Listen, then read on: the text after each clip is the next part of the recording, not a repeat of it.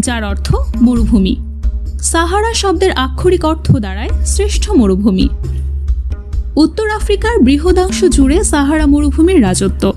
এই রাজত্বের পূর্বে লোহিত সাগর, উত্তরে মেডিটেরিয়ান সাগর এবং পশ্চিমে আছে আটলান্টিক সাগর। দক্ষিণে সীমানা ধরা হয়েছে সাহেল পর্যন্ত, এক গ্রীষ্মমণ্ডলীয় প্রায় অনুর্বর শুষ্ক অঞ্চল।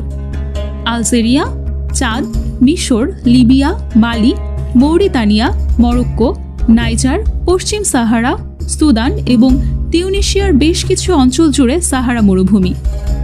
বালির রাজ্য হলেও সাহারা মরুভূমির অনেকগুলো অংশ রয়েছে, যেখানে কিছু পর্বতমালা এবং তৃণভূমি আছে।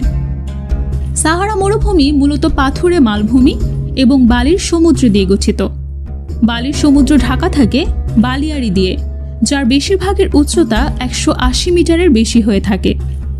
বাতাস এবং হালকা বৃষ্টি